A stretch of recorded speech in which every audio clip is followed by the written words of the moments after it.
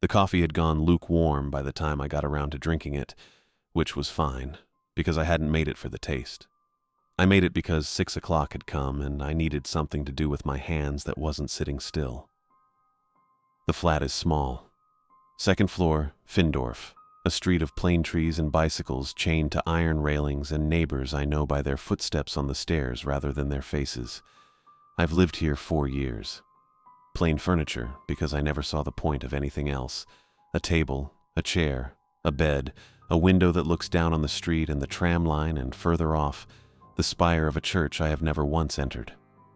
I stood at that window with the cup in my hand and watched a woman walk her dog past the bakery on the corner, and I thought about nothing in particular, which is a skill I have gotten very good at over the last 11 weeks. 11 weeks since the scan.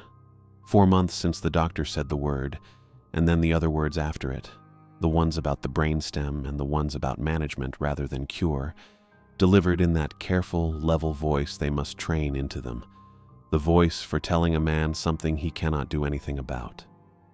I have an appointment next week at the Klinikum Bremen Mitte, a follow-up, though follow-up is a strange word for it.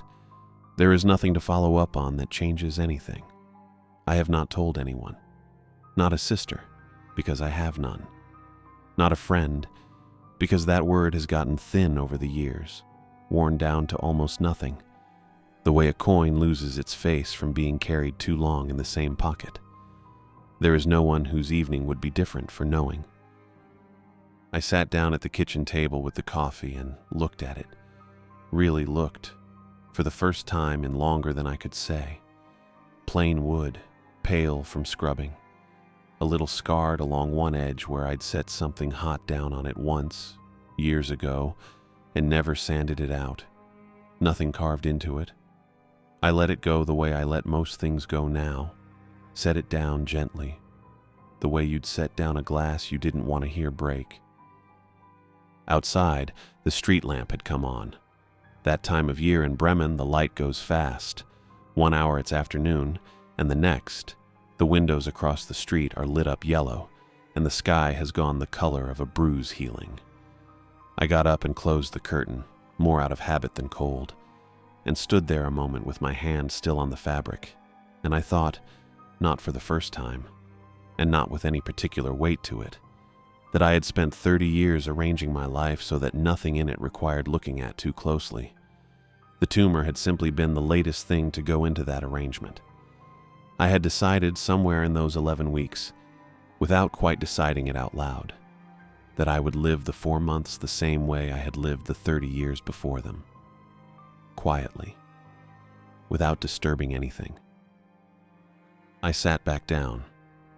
The coffee was properly cold now, and I drank it anyway, because it seemed wasteful not to, and because there is a particular kind of comfort in doing a small, ordinary thing correctly when the larger things have stopped being anything you can do correctly at all. The flat was quiet in the way it always is in the evening. The pipes settling somewhere behind the bathroom wall, a car passing 2 streets over, the tram bell sounding faint and far off like it belonged to someone else's life.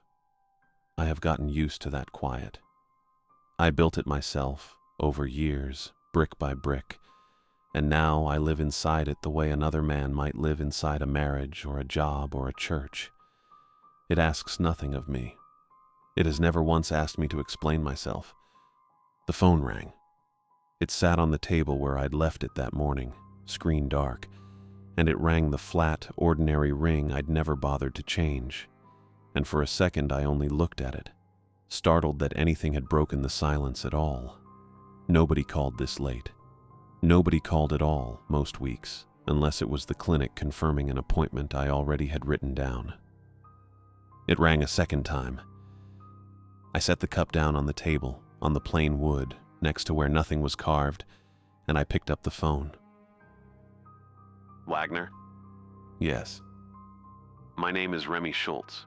I'm calling from the Hamburg Polizei, LKA Abteilung. Do you have a few minutes? It was not a question the way he said it. It had the shape of a question and none of the air. Yes, I said again. I'm calling about a Daryl Zimmerman. You may have known him as a former work associate. I had known him for 30 years as the man who stood beside me in a cold parking lot at 4 in the morning and did not say a word for 20 minutes. I said, "Yes, we work together." "He was found deceased 2 days ago in his apartment in Hamburg-Barmbek. Your name came up in his records, an old employer's file, early 90s. I'm following up with people who knew him." I sat down at the table because my legs decided that for me before I had decided anything myself. The cup I'd set down was still there, and past it the wood, plain. Nothing in it but the grain that was already there when I bought the table from a man in Walla who was moving to Spain. "I'm sorry to hear that," I said, and I meant it in the flat way a man means a true thing he has not yet let all the way in. "When did you last have contact with him?" "We worked together at a freight depot outside Bremerhaven, 1989. We lost touch sometime in the mid-90s. I haven't spoken to him in years." "Did he seem well to you back then? Any problems you were aware of? Financial, personal?" "No, he seemed normal. I didn't know of any problems." Every one of those was true, the way a stone is true. It told him the shape of a thing and nothing about what was underneath it. "Did you stay in Bremerhaven after that, or move around?" "I've lived in Bremen for a long time. I'm not sure that's relevant." "Just background," he said, and his voice did not change at all. The same even weight on every word, the voice of a man reading from a form he had filled out 1,000 times before. "We're required to ask." There was a pause on the line that in a normal conversation would have meant someone deciding to say goodbye. I had my thumb already moving toward the screen. "One more thing," Schultz said, "and this is a bit of an unusual question, so bear with me." He said it the way you'd announce you were going to ask if someone wanted sugar in their coffee. "Investigators found a symbol at the scene, carved, repeated in several places around the apartment, on the kitchen table, on the underside of a windowsill, on the back of a closet door. Did Mr. Zimmerman ever mention any interest in that kind of thing? Occult markings, Eastern European folk art, that sort of hobby?" The kitchen table, the windowsill, the back of a door, where a man puts his hand without thinking, over and over, in the dark, while nobody sees him do it. "No," I said. "I don't know anything about that." "All right. Thank you for your time, Mr. Wagner. If anything comes to mind, you have this number on your call log now." "Yes. Have a good evening." The line went dead the way lines do now, without a click, just a silence that used to be a voice and isn't anymore. I set the phone down on the table, face up, and it lay there dark and ordinary. The same phone it had been an hour ago. I did not move for a while. The cup was still warm against my hand when I finally noticed I'd picked it up again, though I hadn't drunk from it. Daryl was dead. That was the first fact, plain enough that a stranger with a badge could say it to me over the phone in the same voice he'd used to read out a parking fine. Daryl Zimmerman, 57 years old, sitting somewhere in Hamburg-Barmbek with whatever was left of the life he'd built after the freight yard, and now he was a case number and a name in somebody's file, and a man I hadn't spoken to in over 20 years had just told me about it as a matter of routine background. But there was a second fact sitting directly on top of the first one, and it did not wait its turn. The symbol did not need a name for me to mean what it meant. Kitchen table, windowsill, the back of a door. I knew exactly what that looked like without having seen it, because I had stood 18 inches from a wall-covered floor to ceiling in the same shape, over and over, worn deep in places and barely there in others, 30 years ago, in a container that Daryl and I sealed back up and never spoke of again. I knew what it looked like when a man's hand does that without him choosing it. I had watched a hand that wasn't even attached to a living man do something close enough to it that I still, on certain nights, saw it when I closed my eyes. Daryl hadn't taken up a hobby in Eastern European folk art in his 50s. Daryl had been marked, the same way the container had been marked, and he was dead now with his own kitchen table carved up under his own hands, and nobody investigating it had the first idea what they were looking at. Whatever had put that mark into Daryl's furniture had needed 30 years to find him. It had used them. It had not been satisfied with the reroute we'd sent it on toward a yard in Rostock in the last cold days before Christmas, when the country on the other side of that fence was still coming apart. It had waited, and it had found the one man who had stood in that container with me. Which meant it had my name, too. Daryl and I had opened that door together. We had stood in the parking lot together. Whatever had counted us that night had counted too. I sit at the table now with the cup gone cold in my hand and the phone lying dark where I set it, and I do not get up, because there is nowhere in this flat to go that changes either fact. Daryl is dead because of what we found in 1989, and whatever sent it has had 30 years and has not been idle, and I am sitting at a plain wooden table with nothing carved into it. Not yet. And I hold both of those things in my mind at once, and I do not put either one of them down. I got up eventually, because sitting there did not change anything, and there was one thing in the flat that might.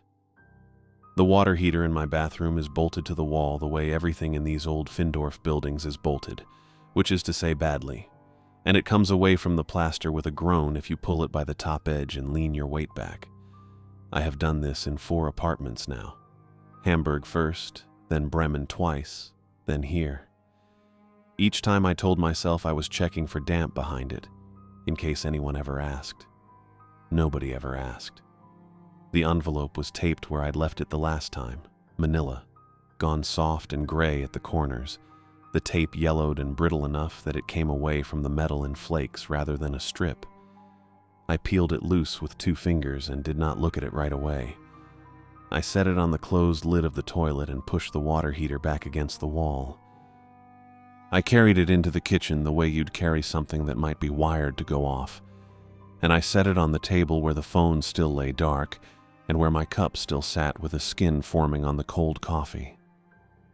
I had never opened it. 30 years, 4 flats, and I had never once broken the seal, because as long as it stayed closed, I could tell myself it was just paper. That was the arrangement I'd made with myself in November of 1989, and I had kept it the way you keep the good half of a bad deal, without ever once being tempted to renegotiate. I opened it now. 2 Polaroids and a single sheet of paper, folded twice, my own handwriting on it faded to a thin brown. I laid the photographs face up first because the paper had waited 30 years. It could wait another minute. I'd had the disposable camera in my jacket pocket that night for no better reason than that I'd bought it 3 days earlier to take to Berlin, where everyone else at the depot had gone, where the wall had come down, and half the country's freight workers had apparently decided that watching history happen mattered more than logging discrepancies. I hadn't gone. I don't remember now why I hadn't gone. I remember that the depot was running with a skeleton crew that week, half the usual eyes on half the usual paperwork, which is exactly the kind of week you get assigned to clear a backlog of freight nobody has looked at properly, and exactly the kind of week when nobody notices 2 23-year-olds pulling the seal on a container that shouldn't have been on that yard at all. It had East German documentation riding on a West German manifest, shipped under a line called Nordsee Transit Handle that I looked up years later, out of some itch I couldn't leave alone, and found had dissolved in 1991 without so much as a liquidation notice. No offices, no employees anyone could name. Nothing. At the time, it was just a mismatch, a discrepancy, the kind of thing we were paid to log and move on from. We opened it because the paperwork didn't match. We were doing our jobs. The first Polaroid showed the chair. A plain wooden chair, the kind you'd find in any kitchen, bolted through the seat and through the base into the container floor at all 4 corners. Leather straps at the wrist and ankle positions, buckled tight. The second showed the man in it, and behind him, the wall. He was dead. No pulse when Daryl checked his wrist, no breath, his skin gone cold the way skin goes when a body has been without warmth for some time. He had been dead for a while, and he had not decomposed. Not a mark of it, not a smell. Nothing but a man sitting perfectly still in a chair with his eyes open. The wall behind him was the reason I'd taken the second photograph at all, because my hands were doing something my head hadn't caught up with yet. Floor to ceiling, every inch of the container's metal wall, scratched. Not painted, not stenciled with a template the way you'd expect if someone wanted to leave a mark efficiently. Scratched, the way you'd do it with a fingernail or the edge of a key. The same shape over and over, thousands of times. Some lines worn so deep they'd gone bright where the metal showed through, others so faint you had to tilt the light to catch them at all. As if it had taken years, as if someone had done it the way another man might tap a pen against a desk without noticing, for a very long time. There is a thing Daryl and I never said to each other. Not that night, not in the 30 years after it. When Daryl stepped to the left to get a better look at the restraint on the man's left wrist, the eyes moved. Not the head, not the body. The eyes tracked him across the container the way a living man's eyes track someone walking past him. I saw it. I know Daryl saw it, because his whole body went still in a way that had nothing to do with the cold. Neither of us said a word. We sealed the door, and we stood out in the yard afterward, in November, in the cold, for 20 minutes without speaking. Two young men at a depot that already moved freight nobody wanted looked at too closely. And there is a version of that night where we call someone, and there is the version that actually happened, which is the one where Daryl finally said he could reroute it. A yard in Rostock. Webhafen Logistik, still running on East German paperwork while the whole system tried to figure out what to do with itself. A place where a container could simply stop existing on anyone's manifest, and no one would come looking. Not that month, not that year. I said all right. That was the whole of my part in it. I said all right, and he made a call, and it was gone.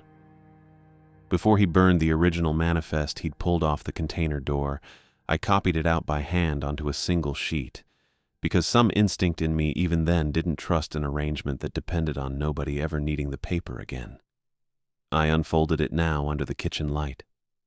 My handwriting, 23 years old and careful, listing an origin point I hadn't thought about in years. A facility outside Angermünde, in the German Democratic Republic as it still was that week, entered on the paperwork under a designation that translated, near enough, to Materials Archive. We never spoke about it again. Not once, not in passing, not drunk, not at either of the two funerals we both happened to attend for other men over the following decades. He went on working freight around Hamburg. I went on working freight around Bremen, and on a Sunday morning this October he was found in his kitchen, sitting in a chair, eyes open, hands folded in his lap, like a man waiting for someone to come and check the restraints. I set the two Polaroids down side by side and laid the handwritten sheet above them, and I looked at all three under the kitchen light, and I did not touch any of them again. 2 mornings later I went down for the bread and found it on the door. The building has a heavy street door, dark green paint gone dull with 40 years of hands, and the mark was at the height of my own eyes, which meant whoever had done it had stood exactly where I was standing now to do it. Not carved deep, not the way Schultz described what they found in Daryl's kitchen. Thin, fast, a few strokes with something narrow, the point of a key, maybe, or a screwdriver, enough to break the paint and no more. Done in the time it takes to check that no one's watching and then not watch closely enough yourself. I did not touch it.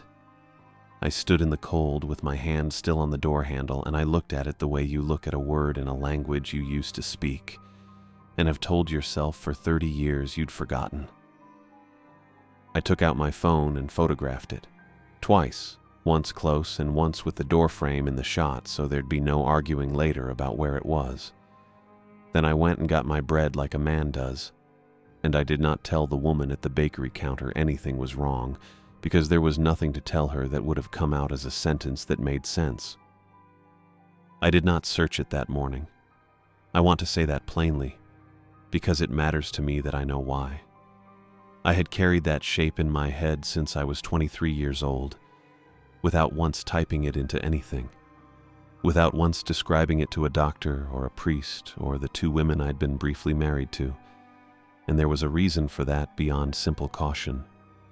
As long as I never looked it up, it belonged only to me and to Daryl, and to whatever was in that container, and it stayed a private thing, containable, something that had happened once in a cold yard outside Bremerhaven, and could go on having happened in the past tense.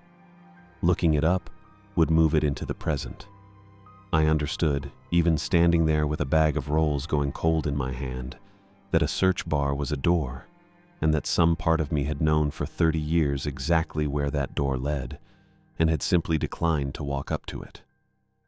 But Daryl was dead with his eyes open and his hands folded, and now there was a mark on my own front door at the height of my own eyes, and a man does not get to keep declining forever. I opened my laptop that evening at the kitchen table, the same table where I'd laid out the Polaroids 2 nights before, though I'd put those back in the envelope by then, and the envelope was back behind the water heater, because some habits from 1989 do not leave a man just because the reason for them has changed shape. I drew the symbol as best I could from memory and from the photograph on my phone, dragged it into the search box with my thumb, and pressed the key before I could talk myself out of it a second time. Nothing, for the most part. A handful of clip art sites selling geometric line work to people who wanted tattoos, none of it close enough to matter. I refined it, tried variations on the angle, tried describing it in words instead of drawing it. Angular symbol repeated compulsively, Cold War East Germany, and on the 4th or 5th attempt, buried past the things that weren't it, one result came up that made me stop scrolling. It was a paper, a PDF link with a broken thumbnail, from a journal I had never heard of called the Baltische Studien, out of Greifswald, the kind of small regional journal that exists to keep a handful of retired professors occupied cataloging shipwrecks and border disputes nobody else cares about anymore. The title was in German, longer than it needed to be the way academic German titles always are. Zwangswiederholungsmarkierungen an Standorten der DDR-Isolationsforschung. Enforced repetition markings at sites of GDR isolation research. I read it twice before it settled into something I could hold in my head at once. The author was listed as Jasmine Schmidt, archivist. No institute, no university, no photograph, no line about where she'd studied or who she'd studied under, the kind of gap that in academic writing is usually filled in without anyone thinking twice about it, and here simply wasn't. It was published in 2003. The PDF link didn't resolve. It sent me instead to a page on the journal's own site that said the article was unavailable and gave no further explanation, no date, no note about a retraction. A placeholder, the kind of page you get when something used to be there and someone decided at some point that it shouldn't be anymore. But the search engine had cached enough of the original text to read most of it in fragments, and I sat there piecing it together the way you'd piece together a letter that had gone through a shredder and been taped back by someone in a hurry. It described the symbol appearing at several sites across the former East, all of them tied to facilities where subjects had been held in extended isolation, under something the paper called experimental sensory protocols, a phrase with all the color leached out of it, the kind of phrase a person chooses so they don't have to choose a worse one. It said survivors of these programs had been observed to reproduce the mark compulsively afterward, carving it, drawing it, scratching it into whatever surface happened to be near them, and that they appeared to do this without any awareness that they were doing it at all. The paper was careful, almost stubbornly careful, not to say whether this was a thing the mind did to itself under enough pressure, or a thing the mark did to the mind. It said the survivors themselves could not say. It said that twice, in slightly different words, as if the author had wanted to make sure no one skimmed past it. And then it stopped. No conclusion, no summation, no list of sources for whatever the final section had been building toward. The argument simply ran out of ground under it, the way a road runs out at a construction barrier with no detour sign, and the cached page ended there because, I understood now, the page itself had ended there. Someone had taken the last part of it away. I sat with that for a while, the kitchen lamp throwing its small circle of light over the laptop and nothing else. The rest of the flat dark the way it gets dark when you live alone and stop bothering with more than one bulb at a time. Then I found the journal's contact address, a general inbox for editorial correspondence, and I wrote a short email. I said I was researching a family matter connected to a facility in the former East, that I had come across Frau Schmidt's paper, and that I would be grateful for any current contact information the editorial office held for her, or a forwarding address if she was no longer affiliated with the journal in any way. I did not mention Daryl. I did not mention 1989. I read it over once, the way I read everything before I send it, checking that it gave nothing away that didn't need to be given. Clyde sends the email and sits back, the placeholder page still open on his screen. The reply came 3 days later, not from the journal's editorial address, but from a personal account, v.holst.archive@web.de. I opened it standing at the kitchen counter with a cup of coffee going cold beside the laptop, and I read it twice before I sat down. She wrote that she had been monitoring the journal's contact address for inquiries about that paper for 16 years. Not checked. Monitoring. It read less like an explanation than a light she'd kept burning for 16 years, waiting for someone to notice. She asked what I knew and how I had found the paper, plainly, as if she'd asked variations of the question enough times in her head that the polite version had worn off. I wrote back the minimum. I said I had encountered the symbol in a professional context in 1989 and that I had reason to believe it was connected to a recent death. I did not put Daryl's name in the email. I asked if we could speak by phone, and I gave her my number, and I sat there afterward with the feeling of having handed something across a table without knowing yet what I'd bought. She called that evening. I was at the kitchen table again, the same chair, the phone lighting up with a Lübeck number I didn't recognize, and when I answered, her voice came through careful and even. "This is Jasmine Schmidt," she said.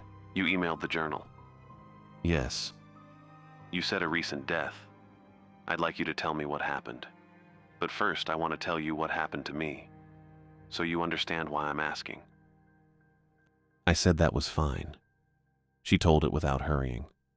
She had spent 2 years going through decommissioned Stasi facility records before she wrote the paper. 2 years of requests and dead ends and files that came back with pages missing, she said, though she didn't dwell on that part. The paper went out in 2003. Within 3 weeks, 2 men came to see her. They said they represented a private records firm, Archivdienst Norddeutschland GmbH, registered out of Rostock, and they told her to withdraw the article. "I refused," she said. "I want to be precise about that. I did not withdraw it. It was withdrawn anyway. The online copy disappeared from the journal's archive. The print run was small to begin with, and most of it simply went. The editor told me there had been a formatting error that required the piece to come down. I asked him what kind of error. He didn't answer that question. I have never gotten it reinstated." I didn't say anything to that. There wasn't a question in it yet, and she wasn't waiting for me to fill the silence. "I kept working on it privately," she said, "without the affiliation, without anyone knowing I was still working on it. What I can tell you now is more than what was in the paper. The facility was at Angermunde. It operated from 1974 to 1988, under a unit that appears in internal documents only by a designation, Referat KS7. I don't know what the letters stood for. I've never found that written anywhere." "What did they do there?" "Sensory deprivation, prolonged, combined with exposure to a low-frequency tone below normal hearing, and the symbol. What they were trying to accomplish, I still don't fully understand. The records I have are incomplete, and where they aren't incomplete, They describe things in language that isn't the language of any science I recognize. I say that as someone who reads Stasi psychological files for a living. This isn't that. I thought of the wall behind the chair, the thousands of small cuts, and said nothing about it yet. What I can tell you, she went on, is what happens. Subjects who were exposed long enough began to reproduce the mark, compulsively, without appearing to know they were doing it, and people who spent extended time near those subjects began doing the same thing themselves. It propagates outward from the subject. I use the word propagates carefully. I don't have a better one. There was a man, I said. The last one. Held from 1981 until the facility closed in '88, she said, as if she'd been waiting for me to say it so she could finish her own sentence. Kept in a state I can't define for you. Restrained, in a chair, with the mark on every wall around him. I believe the restraints weren't there to hold a prisoner.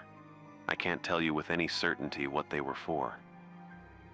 The kitchen lamp threw its small circle over the table, and outside a car went by slow on the wet street, and I sat there with the phone against my ear and told her. I told her about the container, the misrouted paperwork on a shipment that had no business being on that manifest, the two of us cutting the seal because the discrepancy log said we had to. I told her what was inside it. The chair bolted through the floor, the man in it who was dead by every measure we knew how to check, and was not decomposing, whose eyes were open. I told her that when Daryl moved to look at the restraints, the eyes moved with him, and that neither of us said a word about it that night or any night after. I told her Daryl had rerouted the container to a holding yard outside Rostock because it could disappear there, and that it had. I told her Daryl was dead now, sitting in a kitchen chair in Hamburg with his hands folded and his eyes open, and that the police had found the symbol carved into his table, into a windowsill, into the back of a closet door. I told her about the mark on the front door of my building, thin and precise, at eye level, and that I'd photographed it before it could be painted over. She was quiet for a moment after that, long enough that I checked the screen to be sure the call was still connected. I don't know where the container ended up after '89, she said finally. I never had that piece, but I can tell you this. Archivdienst Norddeutschland GmbH had a Rostock address. I sat there with the phone still against my ear, and neither of us said anything else. And I understood that she had just handed me the other end of something I had been holding by myself for 30 years. I drove to Rostock the next morning with the radio off and the heater on low, and the address I'd copied by hand 30 years ago sat next to me on the passenger seat, the ink gone brown at the folds. The yard was still there, more or less. A new sign at the gate said, Hanseatische Lagerlogistik GmbH. No trace of the old name anywhere I could see. No sign that anything had ever been called VEB Hafen Logistik. Forklifts moved between stacked containers, back and forth, unhurried. A security gate at the entrance with a man in a booth who never once looked toward the road. I parked across from it, on a strip of gravel between two shuttered warehouses, and I did not go in. I sat there for 2 hours. Forklifts went back and forth. A truck came through the gate, was waved on, left 20 minutes later riding higher on its springs. Around 10:33 men came out into the yard on a break, stretching, one of them lighting a cigarette he didn't finish. 2 of them stood together talking. The third stood apart. A heavy-set man in a yellow vest, and he did something with his right hand that took me a moment to understand. Was not a nervous habit, but a rhythm. His fingernail moving over the back of his other hand, again and again. The same small motion, the whole length of the break. He never looked at his hand while he did it. He looked at nothing. I took out my phone and photographed him. When I zoomed in on the screen afterward, sitting there in the car with the engine off, I could see what his nail had been tracing into his own skin. It was not a scratch from anything. It was the mark, traced and retraced.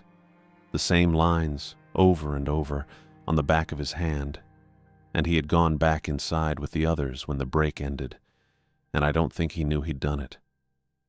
I drove into the city after that and found a cafe on Krupeliner Strasse and sat with a coffee I didn't drink for 40 minutes. I drove back.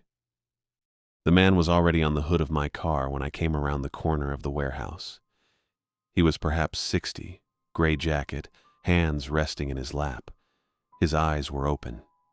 He was not looking at anything in particular, not at me, not at the yard, not at the road.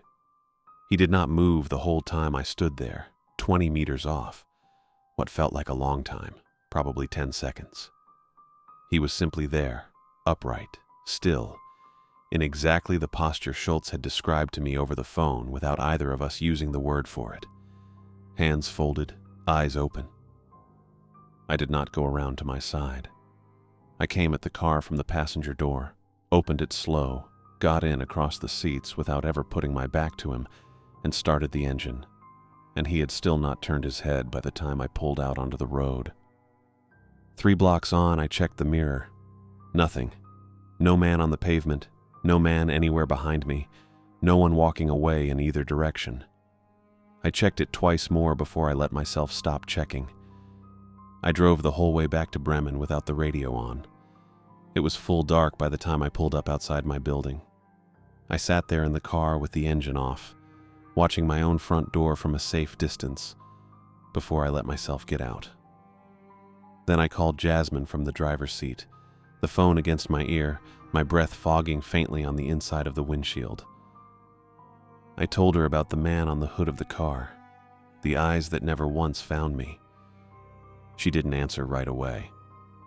"There's a pattern in what I've been able to recover," she said finally. "Subjects who've been exposed long enough seem to stop needing to reproduce the mark actively. They pass a point.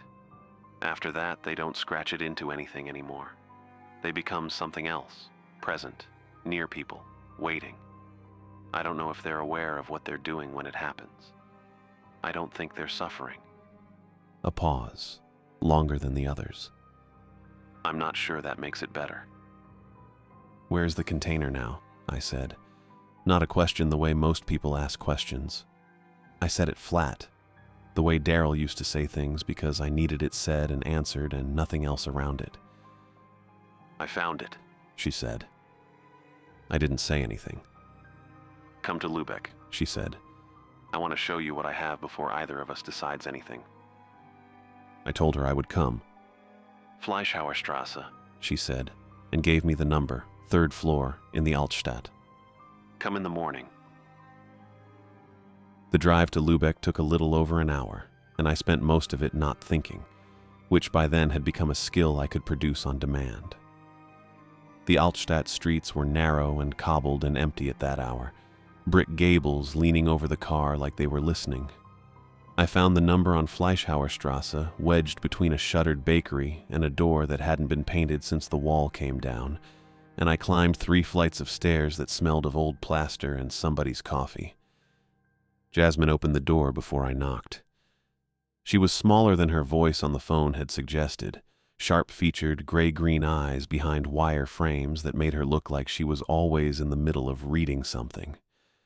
She wore dark clothes, nothing that would stand out in a photograph. "Come in," she said. "Shoes off if you don't mind. The neighbor below hears everything." Her kitchen table was covered edge to edge with paper, and over the paper a sheet of glass, cut to size, holding everything flat. It was the kind of arrangement a person builds when they've stopped trusting drawers and folders when they want to be able to look at 15 years of work in one glance and never have to go looking for the piece they need. "Sit," she said, and I sat, and she stood across from me with her hands folded on the glass like she was about to deliver a verdict. "The facility at Angermünde closed in 1988, she said.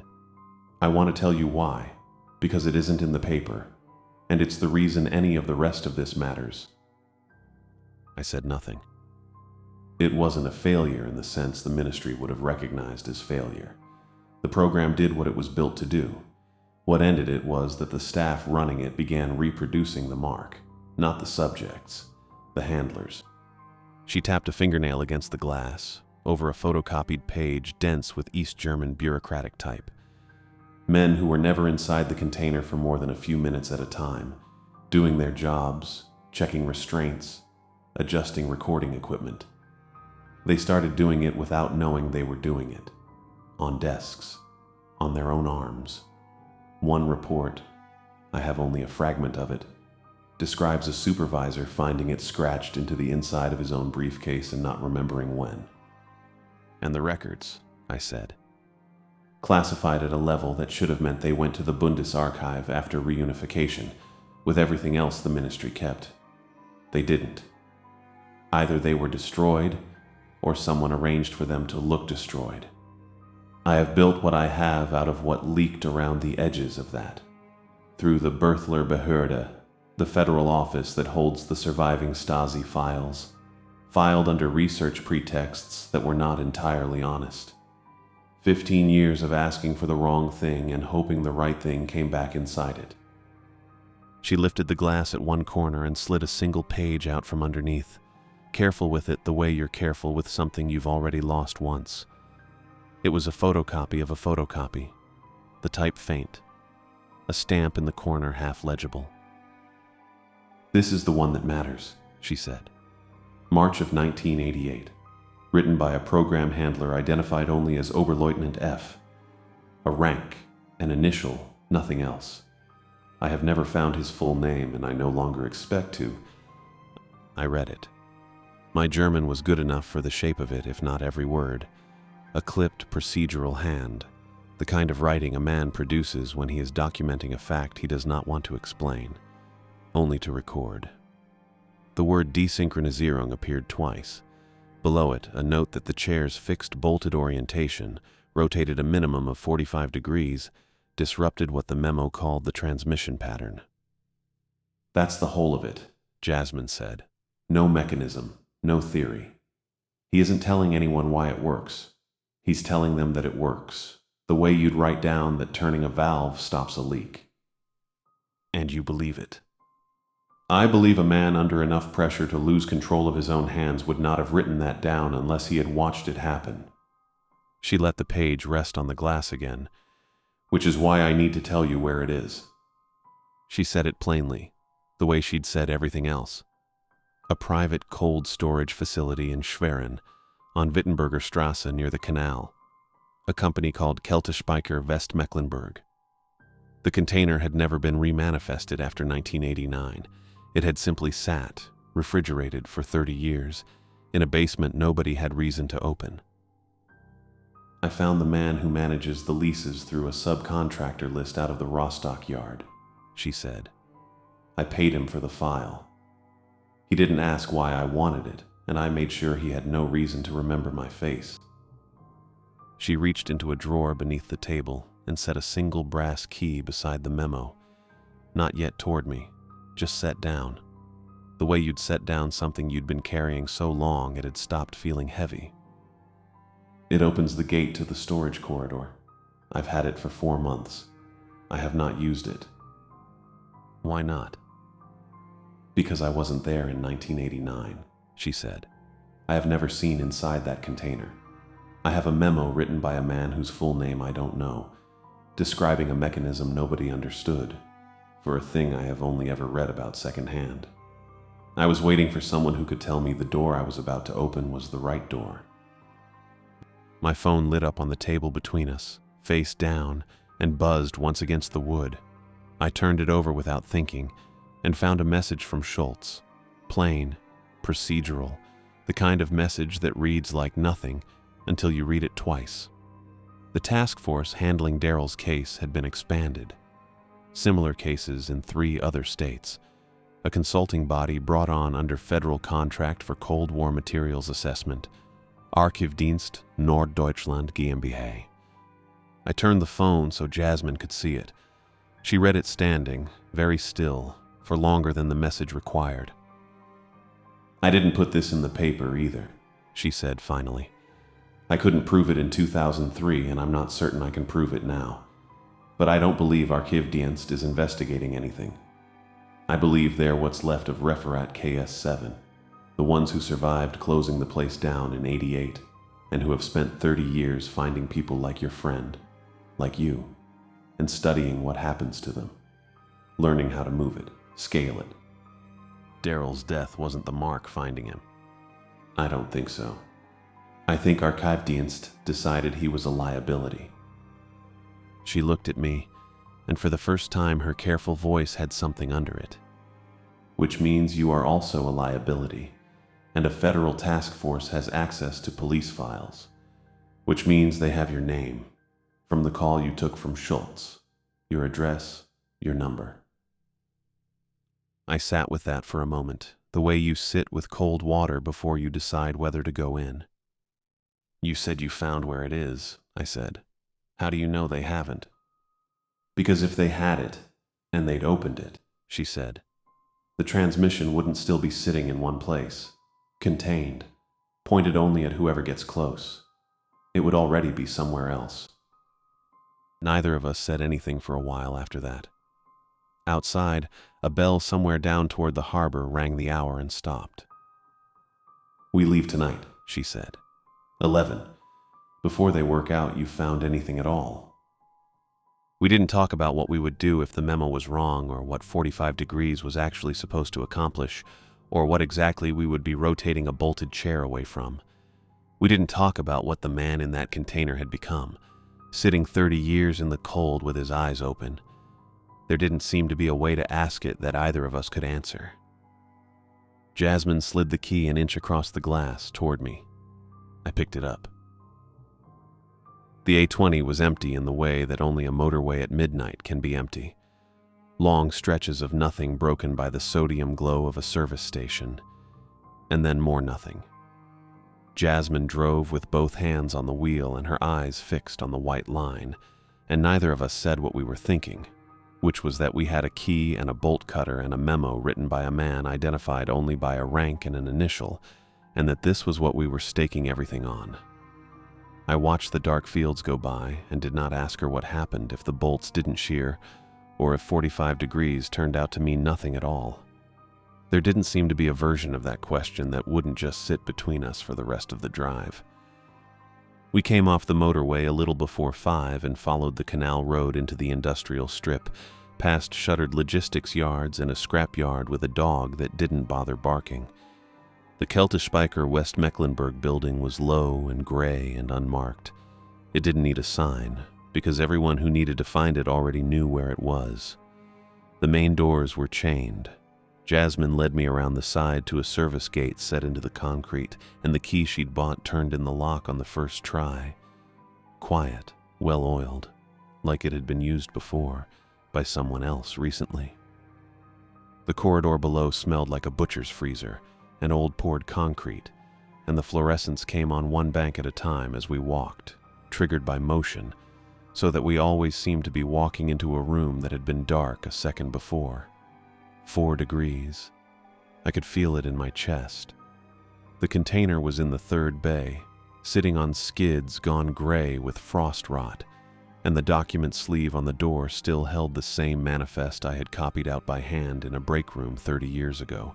The ink gone brown, Nordsee transit handle printed along the top in a typeface nobody used anymore. I put my hand on the lever. Clyde, Jasmine said, and nothing after that. I turned it anyway.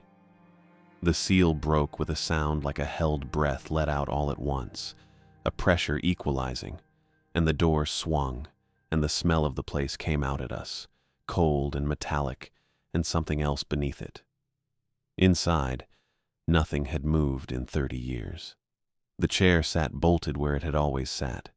The man was in it, restrained at the wrists and ankles, and he looked exactly as he had looked the night Daryl and I stood in a different cold, and did not say anything to each other about his eyes.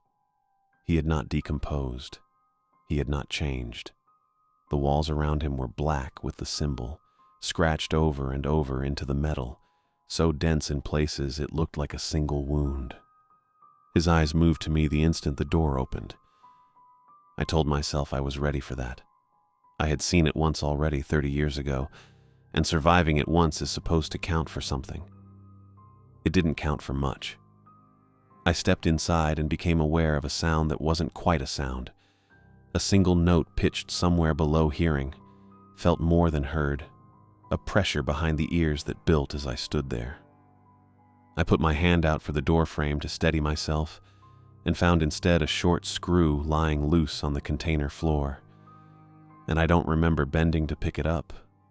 I only remember that it was already in my hand, and that the edge of it was against the wall, and that my hand was moving. Jasmine's fingers closed around my wrist and pulled, hard, and I looked down, and there were 4 marks scratched into the paint next to 1,000 others, 4 repetitions of the symbol I had no memory of starting. I dropped the screw. She hauled me back until we were standing half in the doorway and half out, and neither of us said it, but we both understood it at the same moment. 30 years in the cold hadn't dulled whatever this was. It had only kept it in one place, waiting, and concentrated it there. Inside that container, the threshold wasn't hours. It was seconds. Jasmine had the bolt cutter and a cargo strap from the back seat of the Passat, and the memo said 45 degrees, minimum, off the bolted position, 4 bolts, 2 front and 2 rear, and we only needed 2 of them gone. She stepped fully inside with the cutter, and I felt the pressure behind my eyes double at once, my hand going for the wall again on its own account, and beside me her left hand had started tapping against her own forearm, over and over, the same shape, and she didn't seem to know she was doing it. I caught her wrist and held it flat against her side. She worked the cutter one-handed on the first bolt, and it took 4 tries, the metal cold, stressed, and stubborn, before it gave with a crack that didn't do anything at all to the note in my skull. She moved to the second bolt. I kept her wrist in one hand and pressed my other hand flat against my own thigh and watched it the way you'd watch a dog you didn't trust. The bolt sheared. The chair rocked forward on its remaining anchors, loose now, no longer fixed to anything. We took the chair back together, one hand each on the wood, and turned it. He didn't resist. He didn't do anything at all. But the note behind my eyes spiked as the chair started to move, and my grip on Jasmine's wrist tightened without my telling it to, and we pushed the chair through the arc, 45 degrees more, until it caught and held on its broken bolts at the new angle. The note stopped. It didn't fade. It simply wasn't there anymore, and the silence after it was so complete it felt like its own kind of sound. His eyes lost their fix on me. Not closed, just still, the tracking gone out of them. And then they closed, and his shoulders went down inside the restraints, and he didn't fall. He only sat there differently than he had sat there a moment before. Not waiting anymore. Finished. My hand came loose on its own. The screw was on the floor where I'd dropped it. The 4 marks I'd scratched were still in the paint, unfinished, but whatever had been pulling my hand toward finishing them had gone quiet along with everything else. The walls were still covered floor to ceiling in the symbol, still thousands of them, but they were just scratches in metal now. The way a scar is just a scar once the wound has closed. Jasmine looked at me and I looked at her, and neither of us said anything, because there wasn't anything yet that fit. We sealed the door. We walked back up the corridor, through the gate, out into the cold, and it was 5:20, and the canal lay flat and black beside the road with nothing moving on it. Jasmine took my right hand under the light of her phone and turned it over, checking the palm, the back, the wrist. There was nothing on the skin. Whatever I'd started had stayed on the wall. "You didn't reach it," she said, "or we stopped it before you did."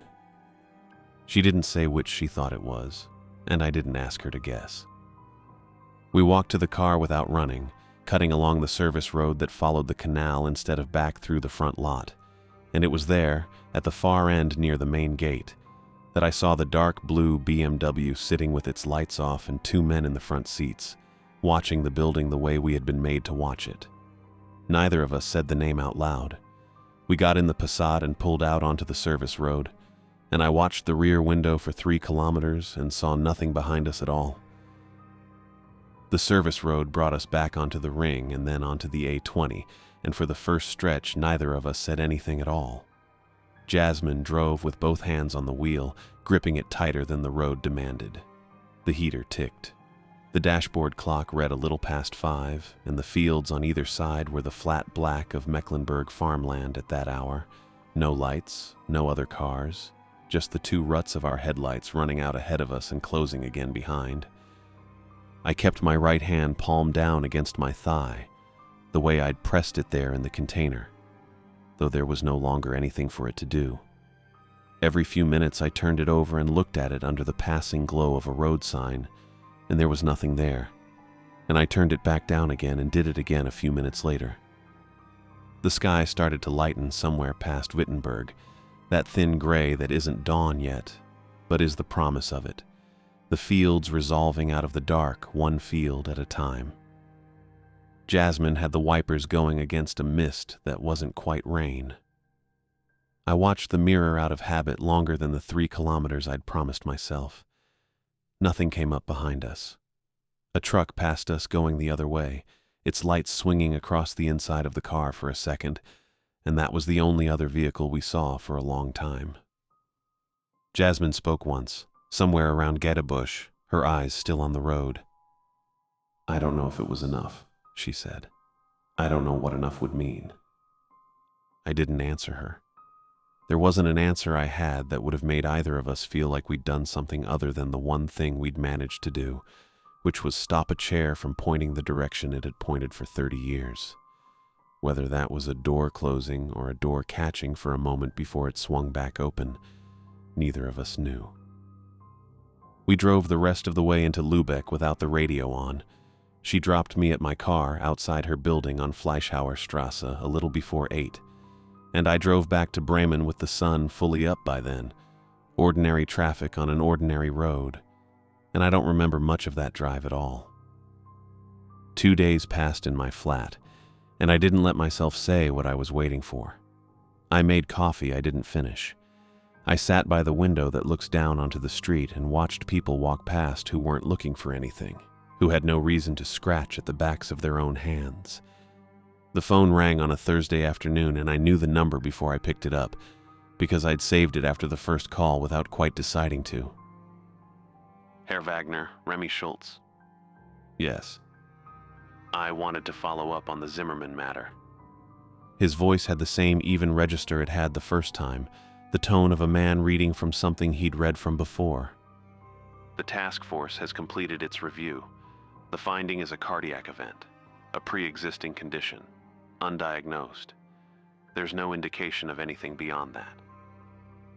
I stood in my kitchen with the phone against my ear and looked at the plain wood of my table, and I thought about a memo written by a man identified only by a rank and an initial, and about a warehouse basement 4 degrees above freezing, and I said nothing for a moment longer than was polite. "The case is closed," Schultz said, when I didn't fill the silence. "I want to thank you for your cooperation. It was helpful in establishing the background." "All right," I said. "Is there anything further you'd like to add? Anything that occurred to you since we spoke?" "No." "Then that concludes it from our side. Thank you again for your time, Herr Wagner." He didn't wait for me to say goodbye.